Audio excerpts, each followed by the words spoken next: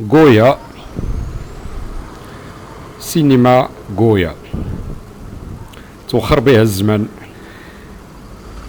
الهدف من هذا الفيديو في الحقيقة ماشي سينما غويا، ولكن بناء على طلب أحد المتتبعين من كندا، طلب مني ما دمت أتواجد في مدينة طنجة أنني نصور له المنطقة المحيطة بإذاعة طنجة. بالوقوف ديالي حدا إذاعة طنجة بان لي أنني نقطة الانطلاق من سينما غويا. علاش هاد الأخ طلب أنني نصور له؟ لأنه مشى هذه تقريبا 5 سنوات على حد قوله الديار الكندية، وأنه لظروف ما يقدرش يدخل المغرب، وأن عنده ذكريات هنا ربما عندها علاقة بالأسرة، فطلب مني أنني نصور له الجوار، فما فيها بس. الحنين لمدينة طنجة، وأنا ما دمت أنا متواجد في عين المكان قلت لماذا لا لبيو لهذا الأخ الرغبة ديالو، وفي نفس الوقت يعني تعريف حتى بالمناطق المجاورة بالنسبة اللي ما كيعرف شيء طنجة مزيان. إذا فين كاينة غادي هاد السيارة؟ يعني لا بلاك هذيك تما كنخرجوا ديريكتومون البولفار. البناية اللي متواجدة فيها إذاعة طنجة هي هذه اللي أمامكم، والمدخل ديالها هو هذا اللي كتلاحظوه. دونك الإذاعة جات في 1 2 3، إذا في 3 إيطاج، و لا بلاك ديالها هي هادي. إذاعة قديمة جدا،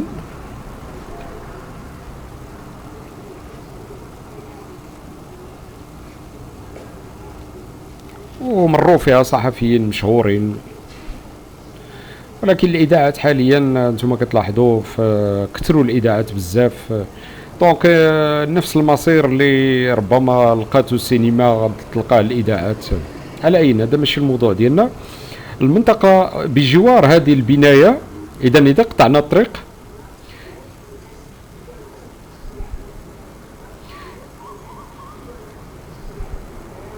هذاك اوفونسي لو بولفار، تما ديك البنايه العاليه على اليسار سي اوتيل فلوندريا.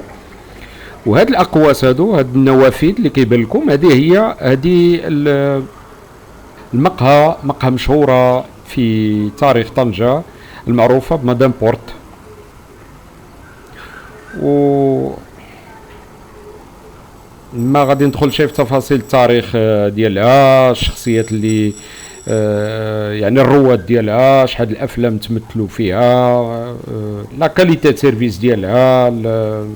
يعني كانت كان كافي كلاس، سيتي سالون في مستوى عالي، يعني كانت ترتاده يعني الفئه الراقيه ديال المجتمع الطنجي، وعلى الخصوص فإن التأسيس ديالها كنظن كان في عام 1950 يا 56 54 في هاد لي زونفيرون هادي.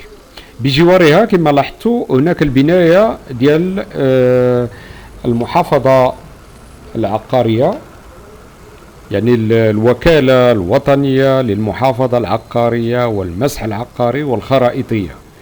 كيلومتر عنده في السمية.